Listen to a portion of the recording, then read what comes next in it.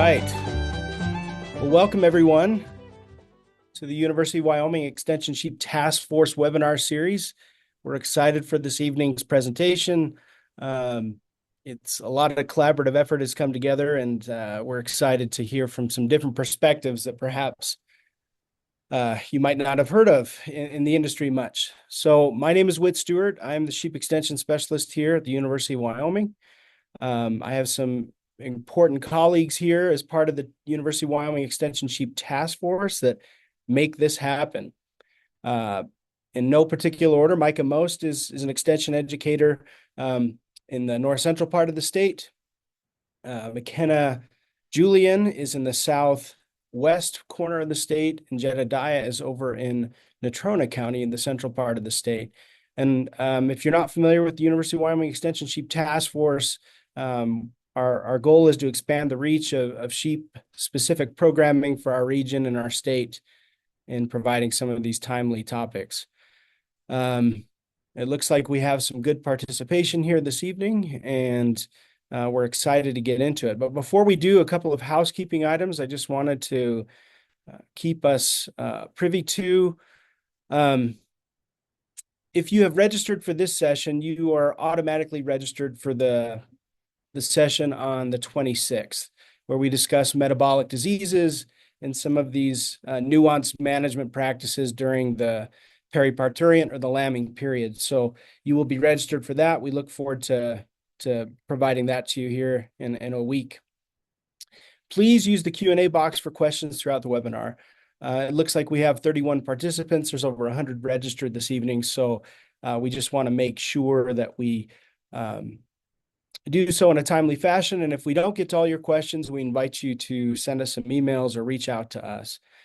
The recordings from tonight's webinar will be available and posted to the University of Wyoming Extension's YouTube channel. And so we will try to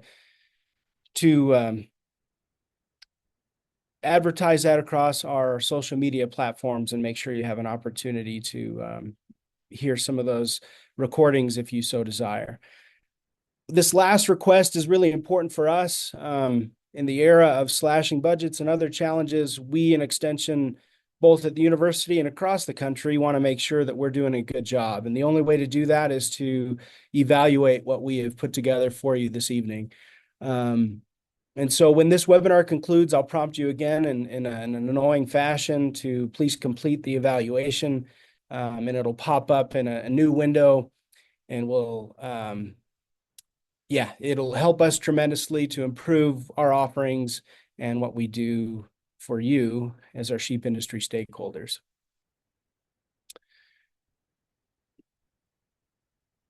So this is one of those things where I think many of us, we've heard back from several stakeholders, those that lamb a little bit earlier.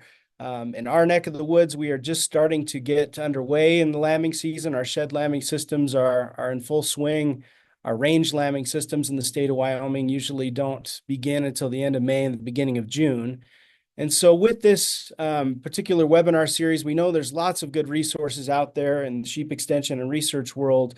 We wanted to take an angle that perhaps we don't think about a lot. And that angle being those animals in our flock that are bearing 2 or 3 lambs, how we can manage those from a colostrum and passive transfer perspective, and then provide you with some expertise and some perspectives from a research flock that is one of the most prolific research flocks, I think, in the country, without a doubt, and perhaps worldwide with some of the breeds we're going to talk about this evening.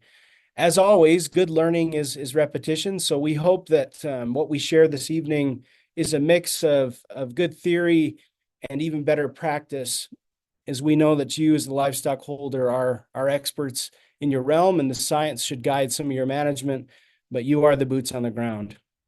So with that, there will be an end to my rambling, but here's where we're going this evening. First, we're going to give a refresher on colostrum and passive transfer, just to make sure that we're all on the same page and guide some of the discussion and the questions later on. Then I'll give a bit of context from the U.S. Meat Animal Research Center in Clay Center, Nebraska. I'll refer to that often this evening as the U.S. MARC. Um, our excellent guest this evening, Isaac Brunkow, the sheep manager there at the U.S. Meat Animal Research Station, he's going to give us some context about that operation. And as a side note, I think it's really important, those of you tuning in the U.S., our federal sheep research infrastructure resides in two research stations these days, the U.S. Sheep Experiment Station in DuBois, Idaho, and then our U.S. Meat Animal Research Center in Clay Center, Nebraska. They're critical resources for our industry as we advance the science of sheep management, genetics, all disciplines of sheep production. And so I think it's a real treat to hear from U.S. MARC this evening.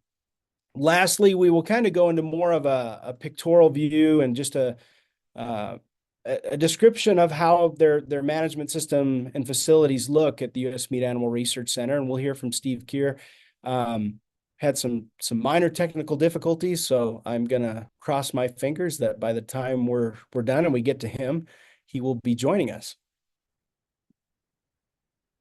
So first thing I want to just lay out so that we're all on the same page is, and I think I don't repeat these things to assume that we don't know what we're doing, but it's also important for us to revisit some of these principles that guide what we're doing management wise. So the foundation of everything is the principle that lambs are born without circulating antibodies. They're essentially immunologically naive, for lack of a better term. And because of the type of placenta in the ewe and the size of those maternal antibodies, there is no transfer across that placental barrier before birth. So that means 100% of the lamb's immune function comes from that colostrum consumed in the first 24 hours. We'll talk a little bit more about what that colostrum provides, but these large proteins produced from B cells are colostral immunoglobulins. Predominantly in sheep colostrum, it's called the immunoglobulin G. In addition to that essential colostral antibody that is absorbed in the small intestine of that lamb and then gives him protection or her protection those first stages of life are critically important. But we also forget that in addition to the immune function of those, there's critical nutrients, both macronutrients in our fat, protein, lactose, the energy. And then there's also really important growth factors in that colostrum that signal the development of that lamb's digestive system. And so all this to say, without colostrum, the immune system fails entirely. We could talk at length about all the different composition and how important those are to specific biological functions, but we're not going to do that today. We're going to stay focused on some of the real take-home messages. And as I was thinking about what makes good colostrum, I'm going to attempt to cover some of that today. The first aspect of that I'm going to talk about is the quality of the colostrum and what governs biologically the quality of colostrum, both from an immunological perspective, but also from a quantity and nutrient composition perspective. I think it's interesting to note that sheep predominantly have this colostral protein antibody in the form of IgG. That's the majority of those IgGs or immunoglobulins. But unique to some of our other species, it has a larger proportion. The ovine colostrum has a larger proportion of IgM, which is really, really important for developmental signals in the gut. And then a much smaller proportion of IgA. So quality, the concentration of the colostrum is a critically important piece. Quantity is one of those more nuanced aspects that it depends. And I know that we'd love to hear that terminology. Well, it depends. But lambs must consume enough. It's one thing for the ewe to produce the most colostrum in the world, but if that lamb cannot access it for various environmental reasons, we don't achieve that passive transfer. And we'll talk about some scenarios a little bit later that hopefully you can attribute in your own flock and look towards those interventions. And lastly, the important clock that works against us the moment that lamb hits the ground is that the ability to absorb these colostral immunoglobulins really is dependent on time and the changing gut and the architecture of the small intestine and its ability to absorb that diminishes with time. And so we'll talk about that a little. But before I go to the next slide, something that is often overlooked, I put together a small table here. You can see beneath that gold udder there to delineate colostrum. Look at the vast change we see from colostrum to milk, especially in our fat-soluble vitamins. You'll notice here that after a couple of days of lactation, we lose a major concentration of those fat-soluble vitamins. We see diminished protein, and we also see a major reduction in fat. Lactose is one of those that stays relatively stable and increases slightly from the colostrum itself. But from a nutritional tonic and starting out those lambs on a good nutritional footing, it really is critically important from a nutritional standpoint what the colostrum is providing. Now, I'm going to talk a little bit about some nutrition here a little bit later, but let's just keep in mind that process where that ewe will convert her circulating antibodies in the form of IgG in the serum will concentrate in the udder, and a large proportion of those will be transferred into the colostrum. Begins in advance of lambing. 2 to 4 weeks is the rough range.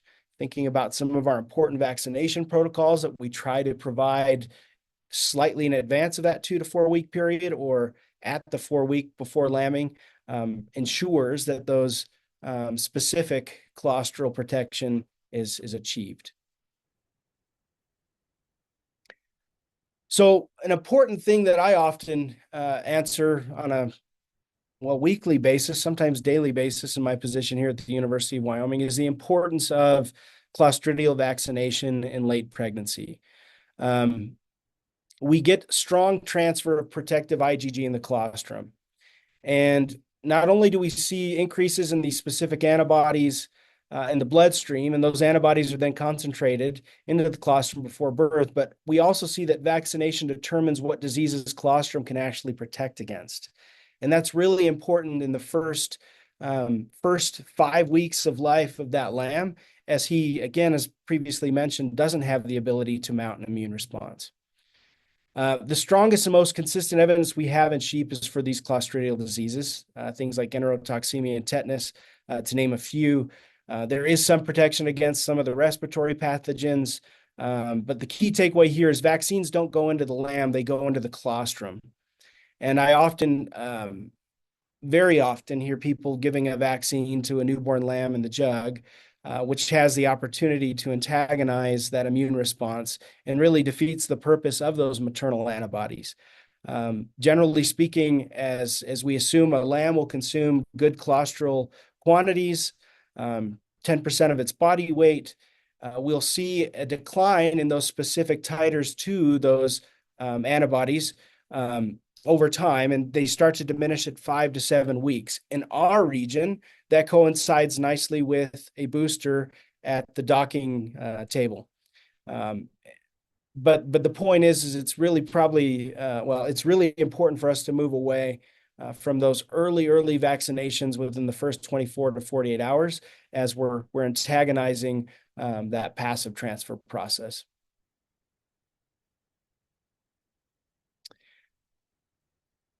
It's really important for us to understand that there are some things that we can do outside of the immune programming and priming of the ewe that can contribute to how much IgG is produced in the colostrum. In our region, in some of our range flocks, it's been a winter for us where there's been a lot of open range. There hasn't been a lot of scarcity of access to forages as they're buried in snow. And so we're seeing sheep in better condition this year than we've seen in previous harder winters. But an undernutrition will reduce the amount of colostral antibodies present and also the quantity of colostrum produced. Looking through the literature, it's interesting to see the power of a good energy supplement. And I won't dictate what those energy supplements are, but thinking about what we're doing late pregnancy, there is some fetal restriction of the ruminal volume that we have, and a readily available soluble energy source, whether that's from a digestible byproduct or even a more concentrated energy source like corn or a grain, really can alleviate and help improve the quantity of colostrum produced, and also the quality of the colostrum produced. When we feed excess protein, there also, in some of the literature, as you look across these various studies, it really depends on how prolific the ewe is, but also it depends on what the basal diets look like. But increasing metabolizable protein, and especially those forms that are bypass protein sources, we've seen an increase in colostrum yield and actual protein composition of the colostrum, which again, going back to the previous slide, is extremely enriched in that first milk or in the first colostrum and plays a critically important role. Do a little myth busting here real quick. I oftentimes, well, there is some misunderstanding sometimes in the amount of quality of colostrum that is produced, both the quantity and quality. Generally speaking, those first-time lambing ewes have a lower IgG concentration in the colostrum. When you combine that with mismothering and an inherently lower IgG concentration in the colostrum, you can imagine that we run into issues with our lambs getting enough. And that's something to keep in mind. Working with flocks in our region, some people are much more proactive in the lambing shed when you have access to those lambs and ewes, intubing those lambs where there is any sense of doubt that the lamb has consumed enough colostrum from a first time, either ewe lamb or in our region, a yearling ewe. And as you can imagine, when disease rears its ugly head in our production systems, it's not intentional on our part, but keep in mind that as that ewe is mounting and maintaining an immune response, her ability to produce and allocate those circulating immunoglobulins to the colostrum are reduced as well. I've included here just some tools that I have not used, but I'm sure with all the participants we have on tonight's webinar have used various tools to measure the concentration, which is correlated to the quality of the colostrum through either a refractometer or a digital refractometer. And those are good tools to have. Again, I don't have a lot of experience with those, but they are available. And there are resources to calibrate yourself and determine how high quality your colostrum is. I throw together this scenario next because I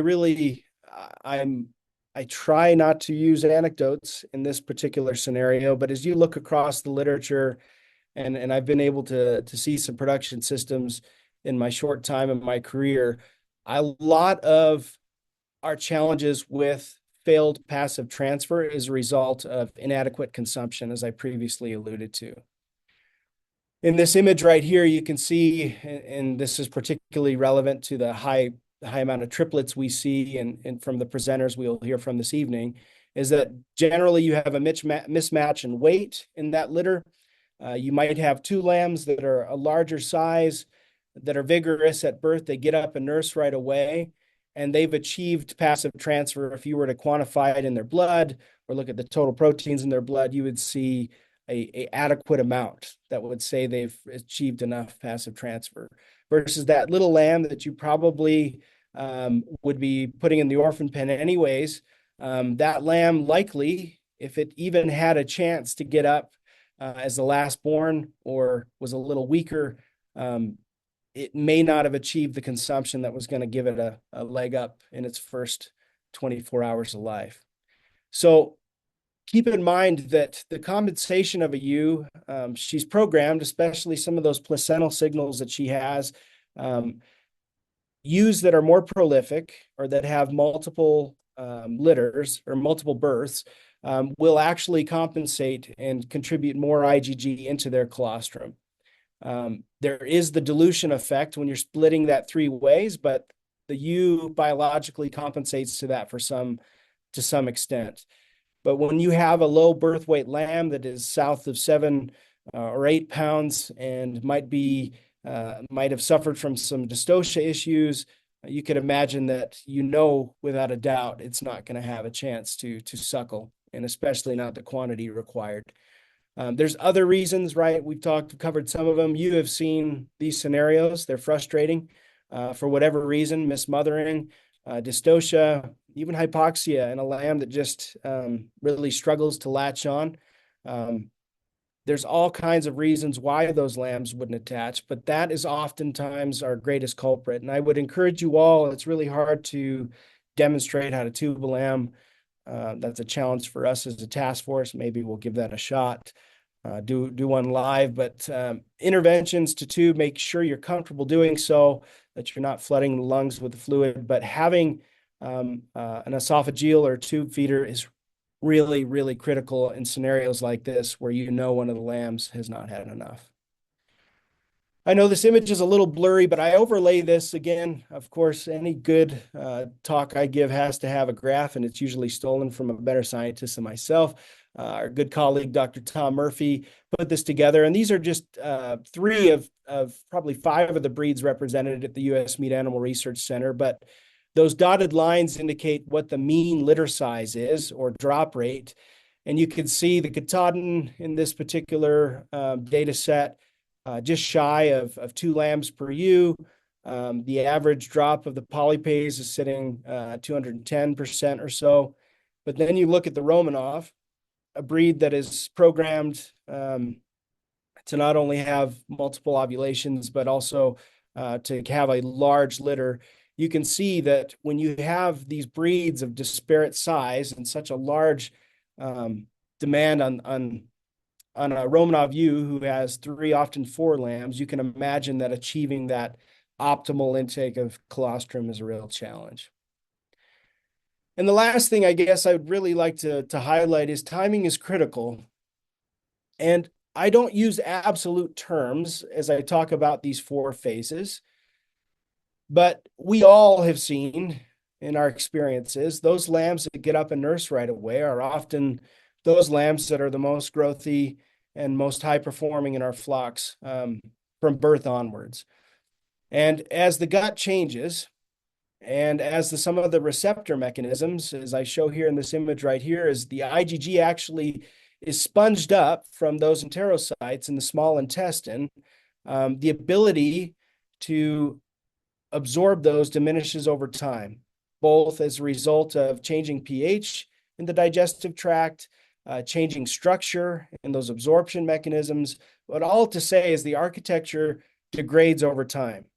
The colostrum still has the quality, right? But the ability of the lamb to absorb it across its small intestine and have those circulating systemically diminishes drastically.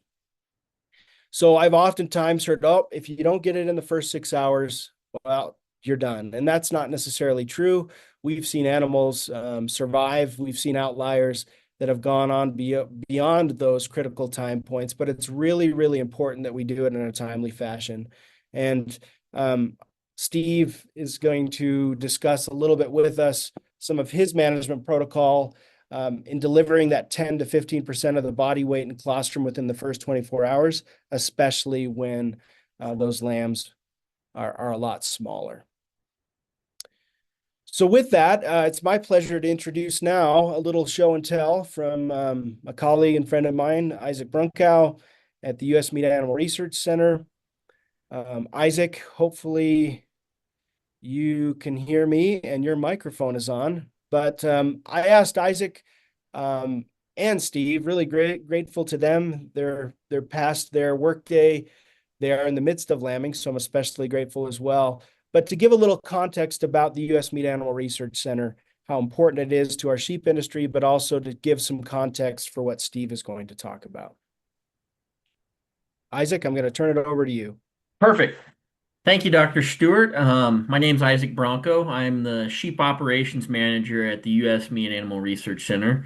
As Whit said, it's in Clay Center, Nebraska, which is not somewhere we usually associate with sheep production, but it's a wonderful opportunity, and it's um, based in an old naval munitions depot that was set up in World War II. So it's a little unique of a setup. We have Whit's been out here. We have all these ammunition bunkers that we utilize for different things, or they sit absent. But anyway, it was created to solve high priority problems in the beef, sheep, and swine industries because this was built in the 60s, and so those were very important um, animal agricultural avenues at that point. We didn't see goats as big of a deal as they are nowadays because I get continually asked when we are going to have goats at the sheep unit at U.S. Mark, and as my boss has said, that would take an act of Congress, and the likelihood that Congress is going to vote on whether to have goats out here and change our charter is pretty slim. And then, as I was telling the panelists before, Steve and I are actually University of Nebraska employees and contractors out at the Meat and Animal Research Center. And part of the reason behind that is when the government shuts down, there's times that certain people are told not to come into work. And so we obviously cannot do that with animal husbandry and got to get stuff fed. So uh, U.S. Mark is a unique partnership between the USDA and the University of Nebraska Lincoln. And that's where most of the employees actually out there find themselves in is as UNL employees working for the federal government. So, as I said, we have three species out there. Oh, we'll keep moving. So, we have the three species out there, with swine being the smallest. There's just under 800 head of breeding stock. And by far the biggest operation out here, especially it makes sense with it being in Nebraska, is the cattle. And that's split between two operations, with cow-calf having just under 9,000 head of breeding uh, stock. And then they have a small feedlot out here that will actually feed out the calves that they raised, and they're calving right now. And so it's an exciting time to be out there with all the baby calves and the baby lambs running around. And then the uh, sheep, we just have under 2,200 head of breeding stock, and then we also finish out quite a few lambs. So my sheep research team is pictured down here below, and for the most part, we're really diverse. I have people from all backgrounds, and most of us never thought we would be in the sheep industry to some degree or another. In fact, Steve and I, for the most part, were the only ones that really had a strong background in the sheep industry, with Steve growing up around a little bit of sheep and then marrying into a sheep production family and then moving to Minnesota and having a small farm flock there.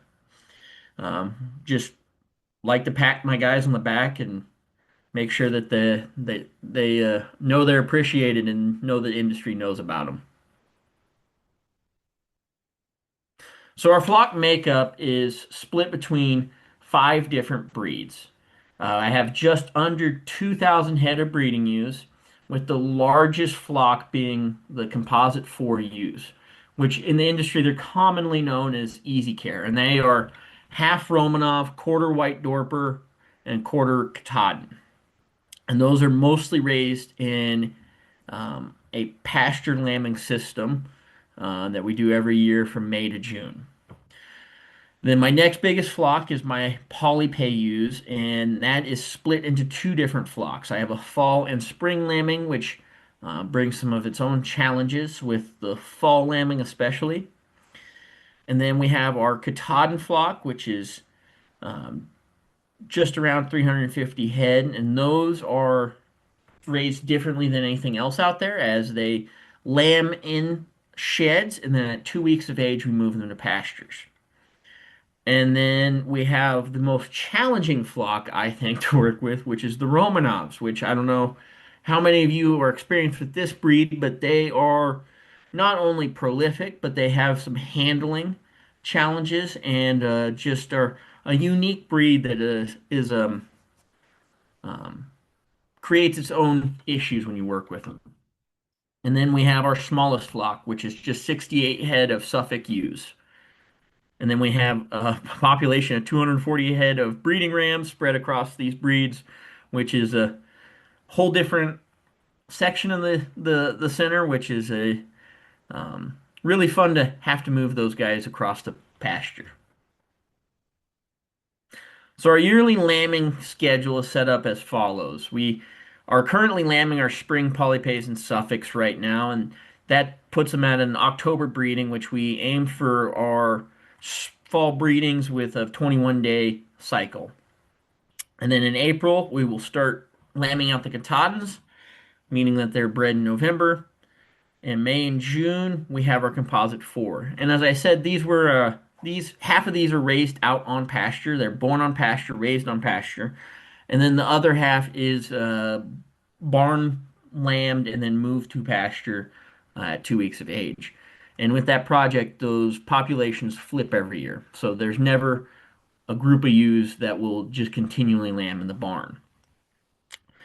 And then for our fall lambing, we have our fall polypays and Romanovs, and they lamb at the same time of October and September.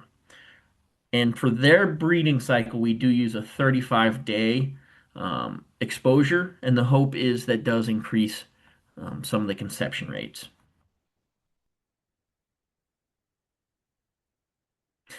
So, as Whit had said, we do work with several prolific breeds, and I have these listed in the order that they lamb in. And with our suffix, those are definitely our lowest performers when it comes to lamb drop rate with a 1.6 lambs per ewe. Our spring polypays definitely are very high performing, and we are seeing quite a few of the polypay triplets and quads even in our nursery right now, with them dropping 2.1 lambs per ewe. The Katahdins dial back on the number a little bit but still are fairly high achieving with 1.72 lambs per ewe. And then our composite fours um, with that Romanov in them, half being half Romanov, they do have a decent number of triplets and quads even born to them with an average of 1.85 lambs per ewe. And as you can see, the fall polypays are slightly lower than the spring polypays, and that's mostly due to there's not as they're still breeding out of season. They're not quite as fertile at spring breeding as they are at fall breeding, but still perform fairly highly. And then obviously the the highest performing out of the group when it comes to drop rates, the Romanovs dropping 2.7 lambs per ewe. And the record we have had out at the center is 8 lambs per ewe, and especially with them having a high flight zone and being a little skittish, leads to a lot of challenges when handling and trying to get them into a jug, as I'm sure Steve can elaborate on some. So, with that being said, there is different challenges we have with each population. The suffix, they are definitely the most lackadaisical when it comes to hitting the ground running. I know Steve doesn't get too many of the Suffolk lambs in his nursery, but from what he's told me, those are some of his least favorite to work with. And they do require high inputs, which with a pasture production system uh, can lead to issues or even just a low input system. And then our polypays. The biggest challenge we have with them is compared to the closest ones that they are managed with, which would be the Suffolk, they have poor performing growth and carcass traits.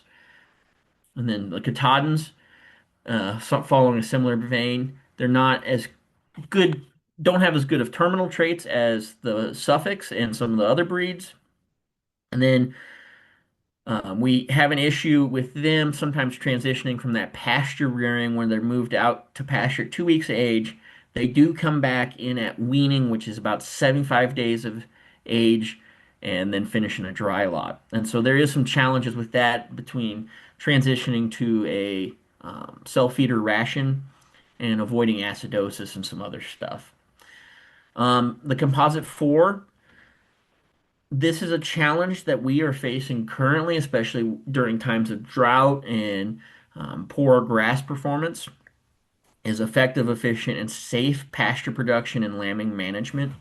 Because we're lambing them May, June, and that leads to some challenges with parasites, challenges with the brome or the native grass being nutritionally dense enough for those girls.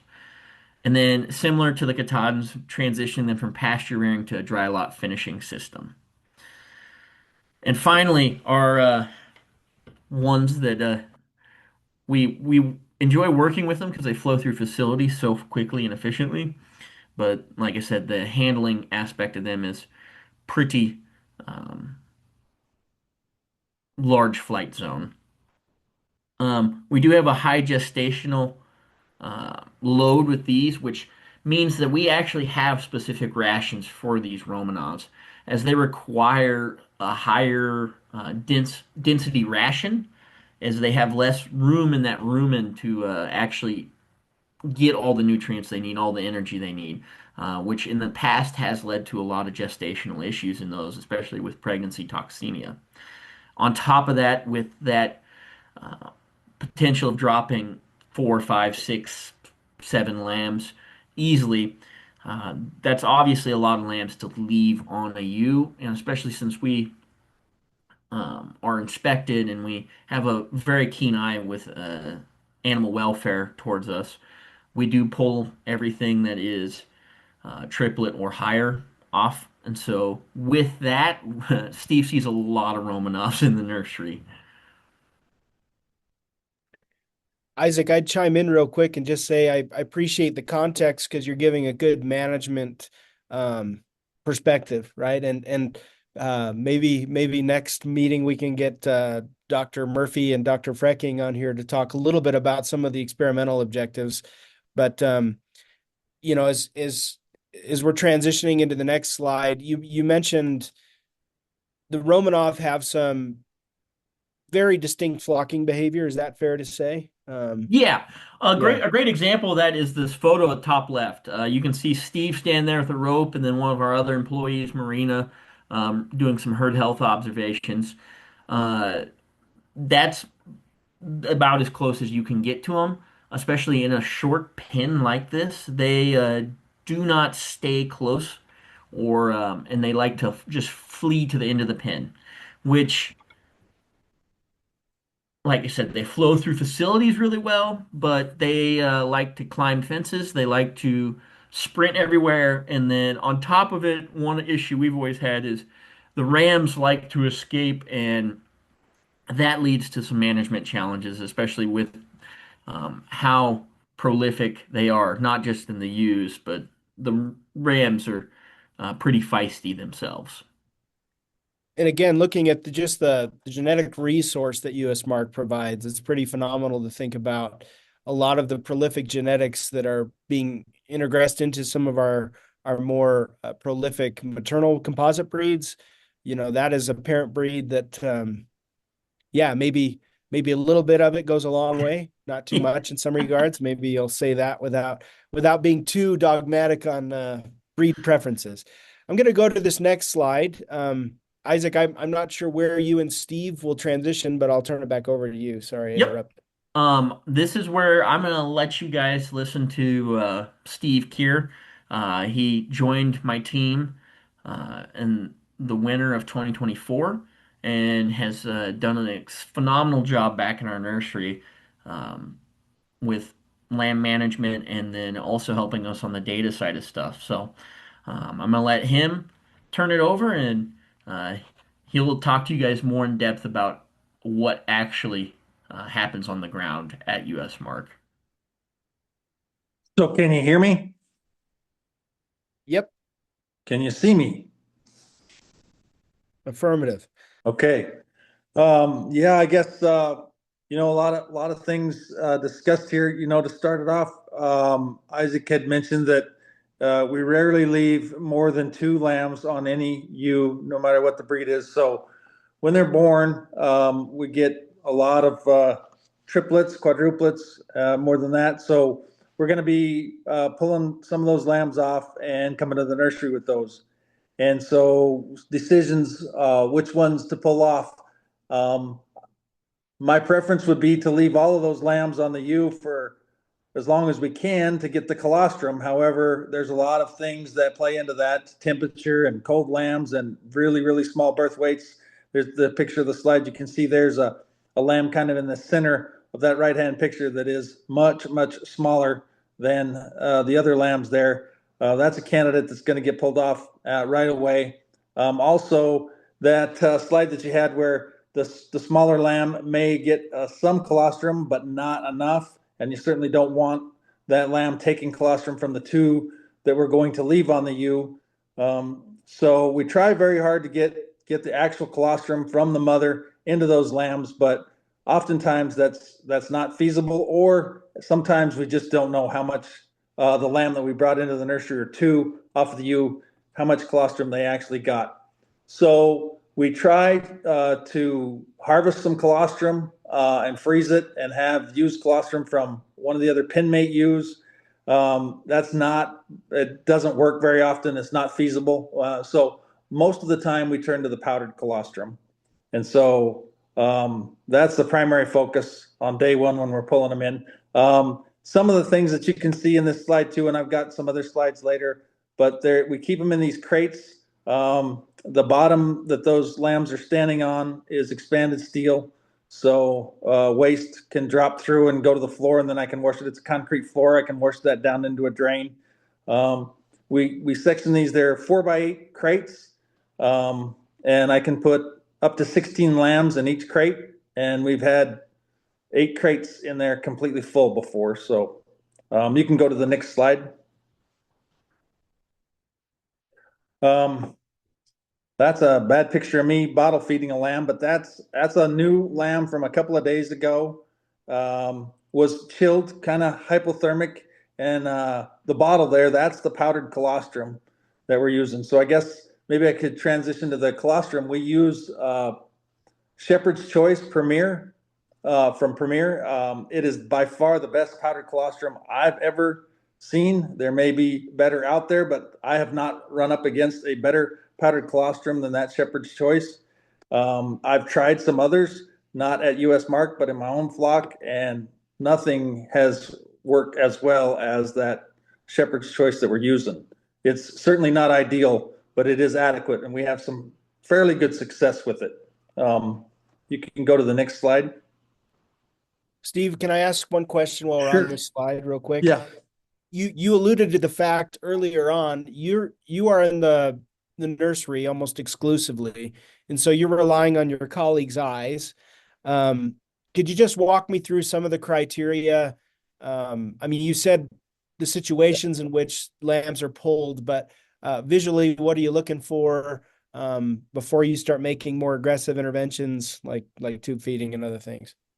So the most often reason for the lamb to be pulled into the nursery is the smallest lambs out there. We're only going to leave 2 of them out there on the ewe for the most part. And so the 2 largest, healthiest, most viable lambs are going to stay with the ewe, and the smaller ones are going to come into me.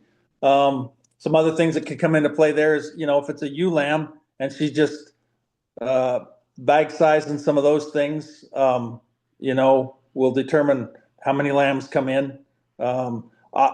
We do occasionally run into the same situation everybody does, where we have a ewe that's fine, but after lambing, we find some mastitis or something that's just not quite working and doesn't have the milk production that it takes to raise 2 lambs. So we'll bring another one in at that point in time.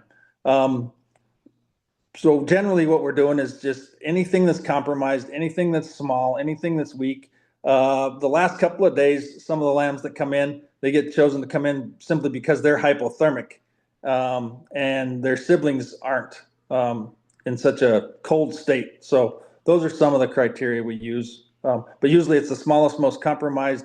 The largest, healthiest lambs stay with the ewe, and the others come into the nursery for me. Did that answer your question, Dr. Yeah, it Stewart? did. It definitely did. And I would say the expanded metal floor, I really enjoy, because you have the ability to climate control your room really well to keep it in the most favorable range. There's really good ventilation. I wish maybe have some photos of that later. But a really good system, especially not to have well, hygienic issues, right? Right. It's well drained and good airflow. So yeah, I'm big fan of that system. Okay. All right, we'll go here. So that's just another picture of the crate, the extended dividing walls in there where I can separate um, lambs. Older lambs will go to an automatic milker. Younger lambs stay separated from that to be on the bottle. So I'm ensuring that they're getting the colostrum, some of those type of things. The other thing that you can see in that picture there towards the back is the metal creep feeders that are installed. I think I've got a slide with some creep a little later, but I really believe in creep feed. Pretty much I offer creep to every lamb that comes in by day 2 in the nursery. They have the ability to get to creep. Now, those young lambs, 2-day-old lambs, really don't eat much creep, but if they want some, it's there. They do start nuzzling on it and playing in it almost from the start, and it doesn't take long after that where they're actually consuming some. So I do try to provide creep to every lamb that's in there. They're on the milk replacer, and so I just think I think creep's phenomenal out in the pasture with lambs on the ewe, and I think it's phenomenal in the nursery too. So I'm a big believer in creep feeding. We can go to the next slide.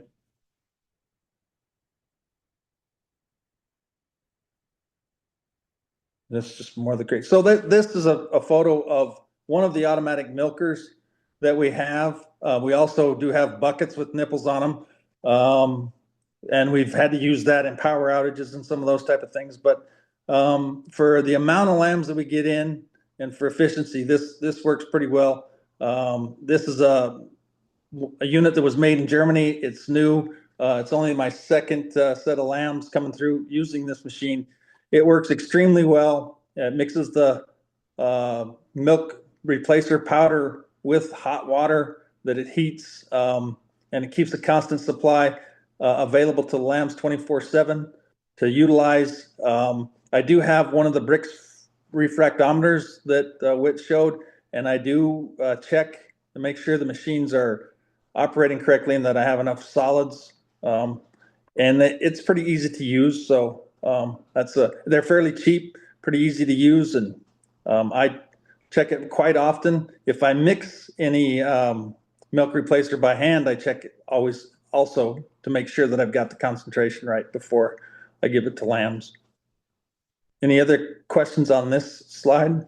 Steve, I a couple of questions. First one is lambs come in. What is the sequence in which you're moving them through the pens? I mean, do you put them all like, do they graduate to different pens as a cohort, or do certain lambs that, like, as they're coming in and you're getting brand new lambs that might have been kicked off of you? I mean, talk us through that flow of lambs in your nursery. Sure. So the brand new lambs that come in, I keep them and I bottle feed them for at least 3 feedings, and that's generally the powdered colostrum before I introduce them to this automatic milker. And those lambs that are on the bottle will stay separate from any of the lambs that are on the automatic feeder until they've had at least 3 bottles. Then I can move them into the crate with larger numbers of pin mates. I do try to keep everything within 2 to 4 days age of each other because there is a pecking order. And more aggressive lambs will push around the smaller ones. And so the age difference is critical. When you get up to 16 lambs in that 4x8 crate, keeping them within about 4 days age range is pretty critical. So even if a crate isn't quite full, I don't have 16 lambs in it, but the oldest lambs in there are that 5-6 days older than the lambs coming in today or coming off the bottle today, I will start a new crate just to keep that age separation between the lambs. Also, when we're going into the mixed pens, or more frequently when we're pasture lambing in the fall, we'll have some lambs that are maybe a few days older that they've maybe lost their mother, got separated, or maybe mom's just not producing enough milk. So those older lambs can get malnourished and lack fill, and we'll pull them and bring them into the nursery as well. And so again, I will never put one of those older lambs with young lambs, even though it's their first day in the nursery. They were born several days ago, so they will stay separate. So I'm not grouping those together that are too far apart in age. Did that answer your question? It does. And then again, these lambs are marketed at what age? When do they leave the nursery? So what we try to do is about 3 weeks of age. We have a pretty robust market for bottle lambs here. And so in the past year, we were able to sell everything in that roughly 2 to 3 week age range, and got some decent prices for them. And lamb prices continue to go up. So I suspect that will be the same this year. Sometimes if a lamb is got sick, scours or pneumonia or something like that, they will stay longer, because nothing goes to the sale barn unless it's healthy. The other thing, if an older lamb comes in but has had trouble with the mother or mother died or something like that, I won't let them go to the sale barn unless they're well trained on the nipple, off these automatic feeders or a bucket. So I'm marketing bottle lambs that are trained to nurse from the bucket or the automatic feeder. So if they're not to that point yet, they stay until I'm confident that they're eating on their own without a lot of assistance from the automatic feeder before we take them to the sale barn. That's great. And I think for context for some of the listeners, I mean, here in our Western Rambouillet kind of Rambouillet Suffolk cross lamb, our average birth weight is 10 to 12 pounds and 150 to 180% lambing percentage. But how light are some of these lambs coming in your system, and what are some of the growth rates you see? Well, the lambs that we're lambing right now, the wool breeds, those breeds, they're going to be pretty similar to what you just said, 10, 12-pound lambs for the most part. Some of those other breeds, the Katahdins are a little smaller. The C4s, the composite fours are smaller, and the Romanovs are smaller. They can be down to that 4 pound lambs are not uncommon in the Romanovs. But I've got a Polypay Weather that's been in the nursery this year for 7 days now, and he's gained 0.8 pounds per day on the milk replacer and creep, which that's a phenomenal performer. But I can just see how well he's grown and how big he was. So I weighed him again today and did the math, and it was 0.83. But if they're doing 0.5 to 0.75, that's pretty good. Some of those smaller lambs, won't do that. The Romanovs won't gain like that. The Romanovs, they're just they kind of carry their skeletal muscle is different. They're more like a dairy breed in cattle, I would say. More bone and less lean than maybe some other breeds. Mm-hmm. Their fat is different too. I think they carry a lot of their fat in their organs and don't really lay fat like on the ribs and some of those things that some of the other breeds do. They're just a different sheep. And last question on this slide, you talked about implementing a system of this new milk machine from Germany, I believe you said, and some of the learning curve with that. Anything else you wanted to share? We've had conversations that I thought were interesting. Yeah, I mean, if somebody was interested in getting one of these, there's one thing that's really different about this is the water pressure. So it's what I was told by the rep. There's a German that lives in Canada, and he's a rep for this automatic milk machine. And the water pressure varies so much in North America that they could put a flow meter on it to ensure consistency of the mix, but it would add substantial cost to the machine. So they supplied a small, like lunchbox sized Coleman cooler with a float system in it that I mounted up in the ceiling. And so the water from the wellhead goes into that, and then gravity drops into the machine to give a constant inlet pressure so that the mixing, when you get that adjusted, it mixes dead on every time. And this machine does. It does not vary on the percent solids. Every batch that it makes is the same today, and it will be the same in 2 weeks. Once you set it, it really mixes milk replacer the same every single batch, every single time. And how critical that is for how sensitive of a system it can be with those fragile lambs. Yeah. Great. I'll go to the next slide. Okay. And again, a reminder to the audience, we will take some questions here at the end. I'll have some help from Jedediah to help moderate some of these questions. So one of the things that we do right away as the lamb comes into the nursery is we take a temp. And here you can see one of my cohorts taking a temperature with an anal thermometer there, and I get a temperature on every lamb, and I document on a 3x5 card the lamb tag number, the date, and its temperature. And then, of course, if they're cold, we've got hot box. I use hot water baths. I've used that quite a bit the last 2 days. We've had some pretty hypothermic lambs coming in at that 90, less than 90 degrees. And so far, we've gotten them warmed up, got some colostrum in them, and they're all up and bouncing around tonight when I left. So, but we take a temp on everything, write the date down, the tag number down. They all have a birth weight that's documented, and that's entered into our computer systems for our records. I check and make sure that everything is banded for castration and banded for docking. The other thing that I do right away when they come in is check the umbilical, make sure that we're getting a good iodine. Or we've got another product that we're trying this year for those umbilical to prevent any infection or any of that coming in. But I make sure that that's done. When you bring them into that nursery environment with all those lambs, that's a pretty good route for infection. We do get some of the swollen knees later on in the year, so that umbilical is real critical for me. But we document all that stuff so that I have it for record. If a lamb is a little bit slower or lethargic or weak or anything like that, I kind of document that as well. And then want to make sure that they get that colostrum. So mostly we use powdered colostrum.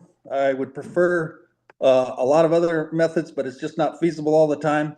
And I kind of break it down into two windows, the first 6 hours and the next 6 hours. I definitely want every lamb coming in to get at least the half. I want them 10% in 2 feedings, 10% of their body weight, and I just do that in ounces by the second feeding. But I want at least half of that in that first 6 hours if I can get it. I do drag my feet a little bit on tubing them just because I have a belief that when you tube them, there's a chance they're not going to nurse or suckle off the bottle and the milking machine later. So I try very hard to get them to nurse and not tube, but if I need to tube, I will tube. And again, within that first 12 hours of those first 2 feedings, I want them to eat at least 10% in fluid ounces of their body weight in the colostrum that we have. I think that's critical to get them started in the nursery. Absolutely. Absolutely. And then I'll just get them on the bottle, make sure they get 3 feedings on the bottle, and then I introduce them to the automatic milker. And everybody that sees me work back there says, wow, that takes a lot of patience. It's really not patience, it's just persistence. And a lot of times you have to hold those lambs up to that nipple and just hold their head while they eat. And if they do that a couple of times, generally, for the most part, other than a couple of suffix, they will go off and start nursing. The other thing that's real critical is when you start a new crate, if you can get 1 or 2 lambs using the automatic milker, the others will watch, they will learn, and the whole pen will take off. It's getting that first 1 or 2. That's the hard part. After that, it seems like everybody learns just by watching their crate mates, pen mates. Interesting. So that's pretty much how we get them into the nursery. I can't see the whole slide there. I can just see a portion of it for some reason on my phone. Am I missing anything there, Isaac? I did take some notes, but Nope. So the next slide that Whit's got it on is the creep feed slide. oh, that's a picture of the creep that we're using, and that was Whit helped us come up with that exact formulation and ration for that creep feed. And I kind of talked about it before. I really believe in creep right away. I think it makes a pretty good difference in the lambs. I guess I really don't, that's kind of more anecdotal. I don't have a lot of evidence in that because I don't have a bunch of lambs in there that I didn't offer creep feed to see what the difference is. But I like to get them started. It makes me feel good if they're eating a little bit of creep. Yeah, and Steve, you're absolutely right. You are accelerating the development of that rumen. The quicker those animals consume that creep, the more you accelerate their ruminal development. At the 6-7 week mark. So, Yeah, very good. Any sorting issues? I mean, initially I'd seen there was a small extruded fine pellet, that was used. Do you notice the difference in the textured creep versus the other? And then what kind of consumption are you monitoring and seeing in those Well, creep we're just dogs? kind of getting started. So I've got a crate that I put 6 pounds of creep feed in, and I've had, as the days went on, 4 or 5, more and more lambs each day. So it's hard to know. I mean, I know that I had 6 lambs in there when I put creep in, and the next day there was 9 lambs in there, and the next day there was 12 lambs in there. But they will spill some. They nuzzle around in it and play in it.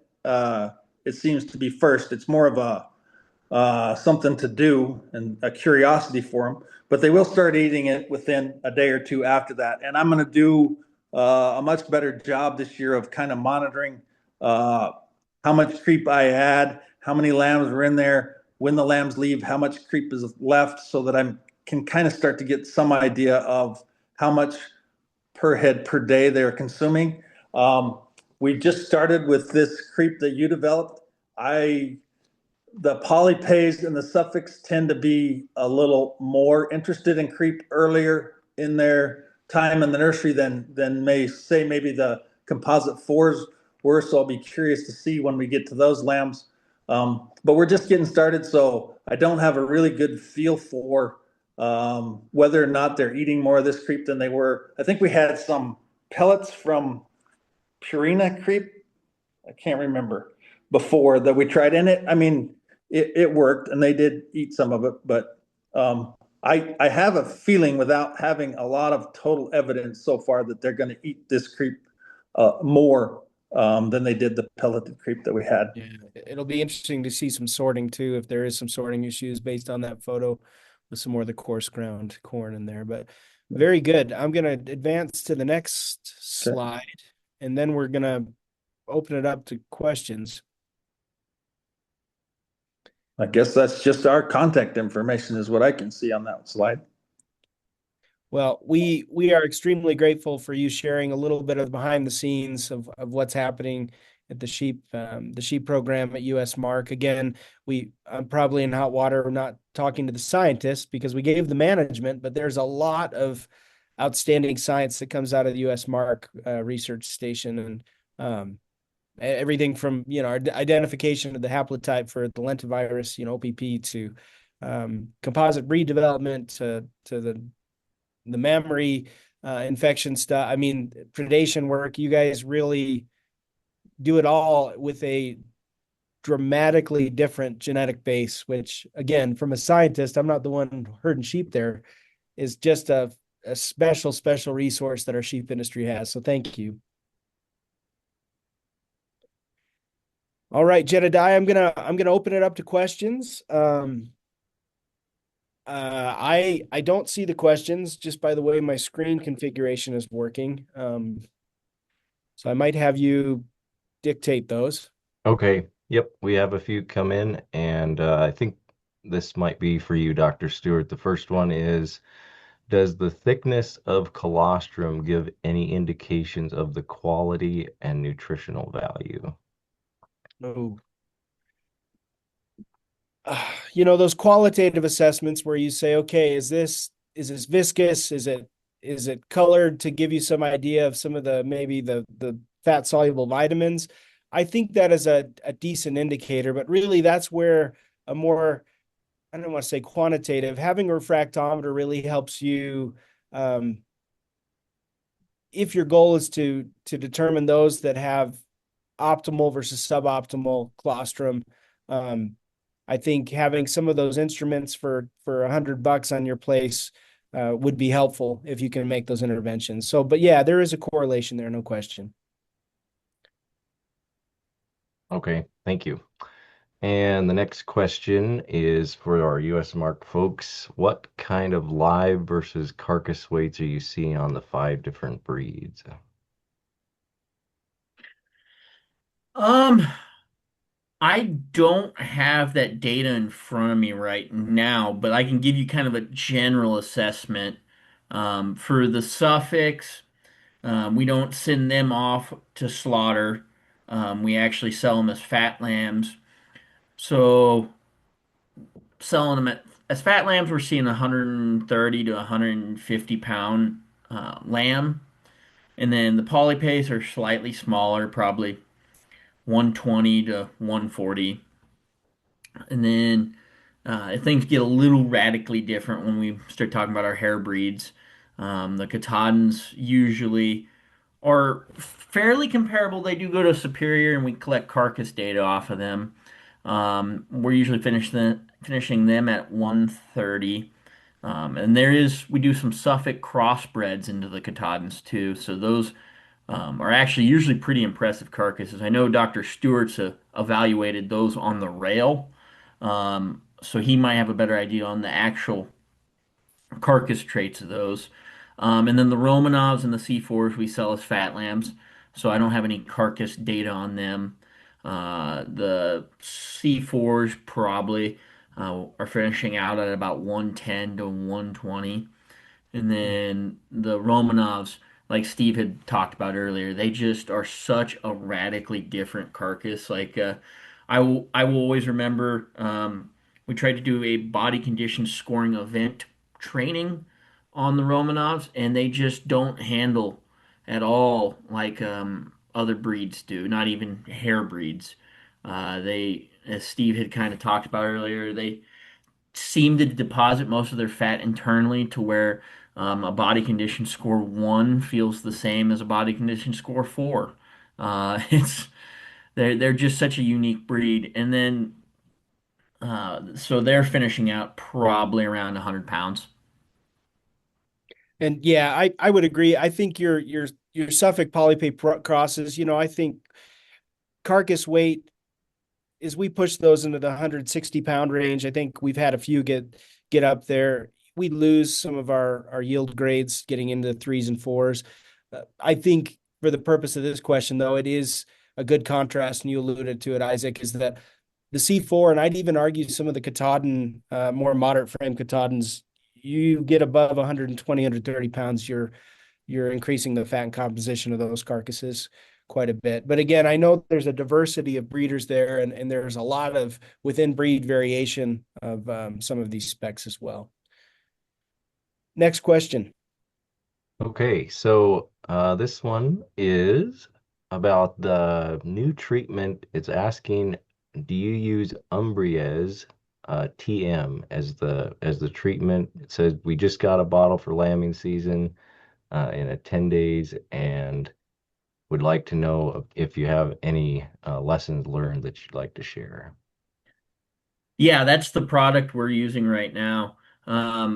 It seems to be working. The reason we actually switched over to it is I was explaining to Whit why we're trying it out. So we have to record everything out there. So we have a pen and paper notebook we carry with us in the lambing barn, and we have our iodine, our taggers, and it gets to be a little hectic. And so sometimes that iodine cap does not go on super well.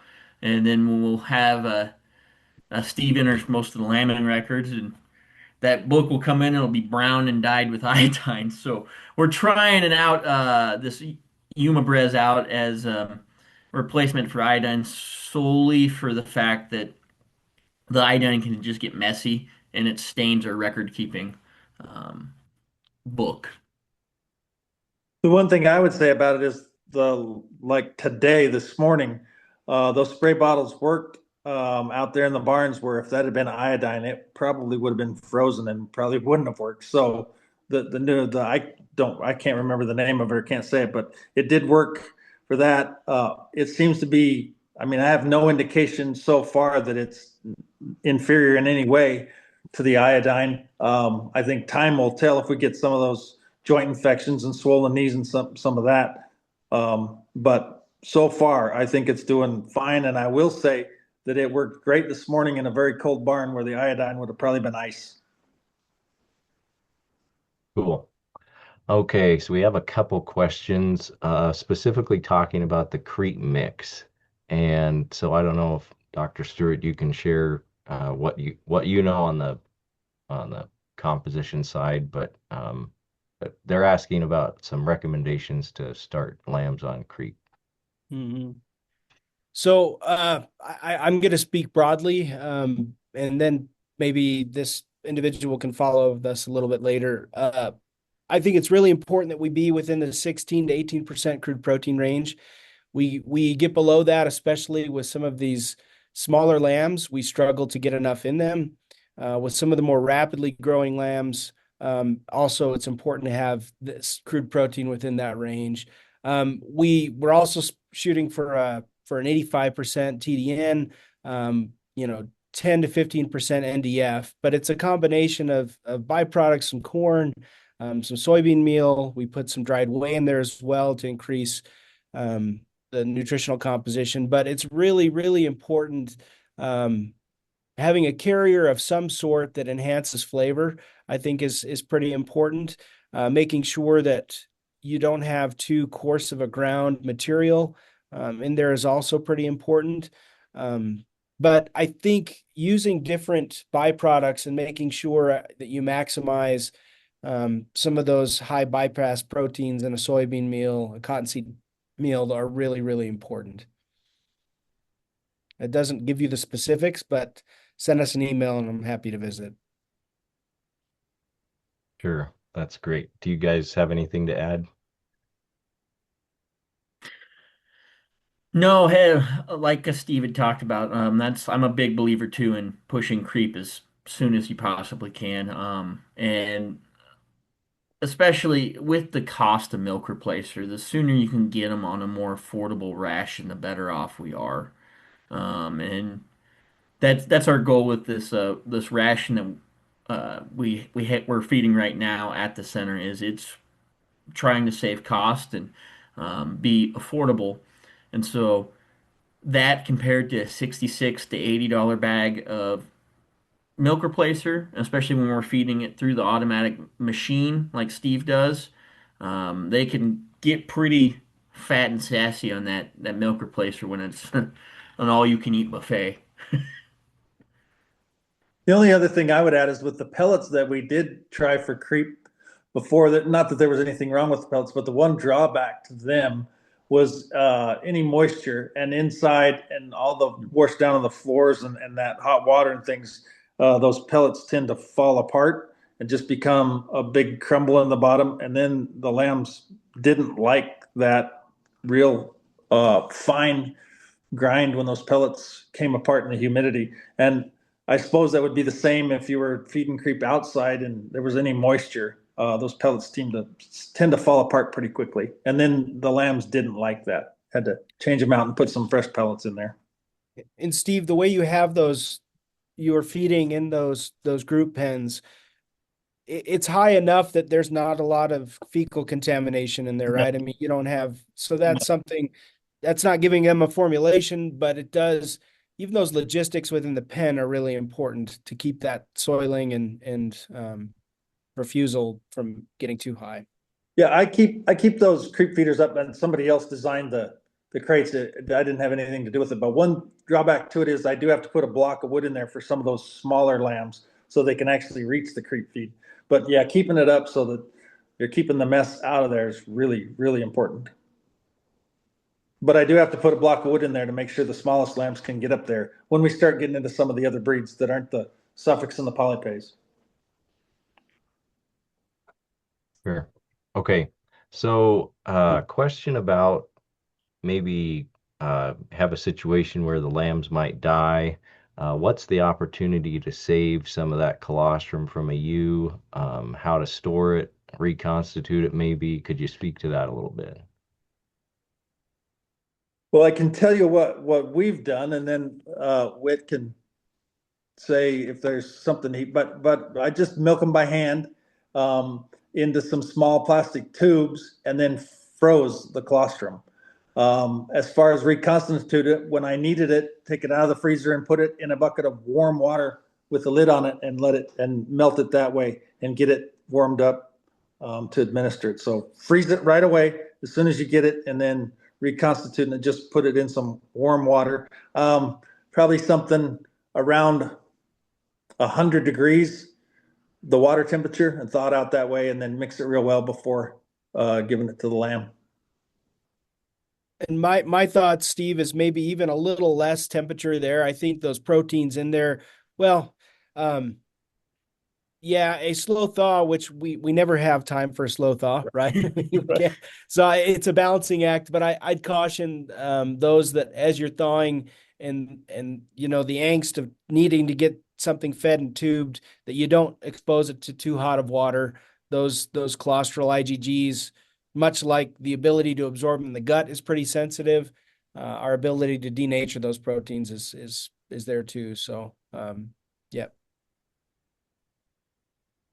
Okay, so in the case that maybe a producer wasn't able to get sheep colostrum specifically, is there any benefit of giving a bovine colostrum product, or is it kind of a moot point at that? Oh, from a composition issue of protein, fat, and lactose, if you have nothing else, it's possible. I worry a little bit. Um, so in the situation, if we're post 24 hours, right, and we know that the ability to absorb that passive transfer, those colostral immunoglobulins, is diminished, right? At that point, we're supplying sustenance. Our hopes of supplying some kind of immune transfer is gone for the most part, right? And especially if you're using a bovine replacement, it's an analog, and I don't know how well that's going to function anyways. So I think something that I thought about as Steve was talking is when you have an environment that doesn't expose those animals to a whole lot of pathogen or pathogen stress, right? Those failures of passive transfers don't show themselves very quickly, right? Because you haven't challenged them in one of those environments.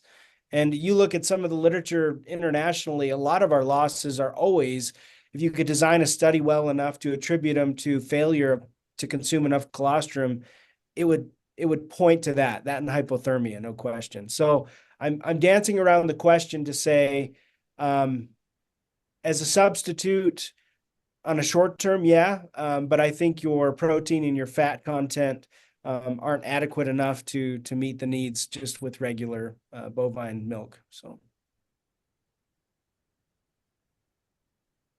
All right, thank you. That's all the questions we have. So if there's any concluding thoughts you'd like to share, I guess we have a little bit of time left. I was no, gonna go, share Steve. one back to the harvest of the colostrum from another U. If you divide that colostrum that you get into smaller bottles, say 4 or 6 ounces each, and freeze it that way, it's a lot easier to thaw out. You don't have to. You can get it thawed out quicker with less temperature water, and so that would be something that I would suggest too. Just small quantities in small bottles and freeze it rather than a big batch. Yeah, or an ice cube container was our go-to. Good surface area to thaw it out. Yeah. And especially when you're unsure, especially the 5 pound lamb that you guys have, right? You don't need a lot of quantity in some of those situations right away, right? I mean, you're not thawing a massive amount. So, yeah, and I know that there's probably participants that have lots of tricks, and maybe we need to poll the participants next time. But that's a really good insight, Steve. One thing that Steve and I both forgot about on our pin design was we also do mount salt blocks in the crate. And we've done that, and some of this stuff is anecdotal, like Steve had said earlier. We had a lot of issues last spring with lambs headbutting each other and lifting, uh, sucking on each other's undersides. And so it was actually our feed mill manager wondered if they were needing salt, and so we put small salt blocks that like you would put in a horse pin in. And I don't know if it's worked or not, but they seem to go after it. Wouldn't you say so, Steve? Oh yeah, yeah, yep.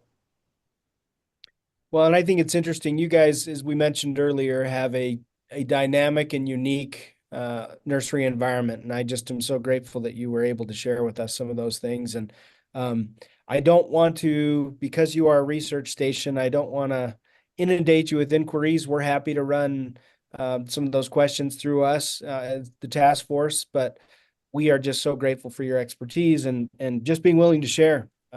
So thank you. Yeah, thank you for having us. We Yeah. look forward to doing anything we can to support the American sheep industry. Great.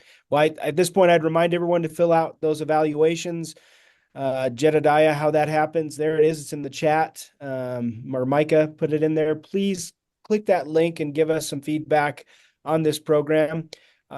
Keep in mind that a lot of what we're trying to do is there's a lot of information out there is to highlight the people doing the work, sharing the science and the practice. And that's what our awesome panelists did for us tonight.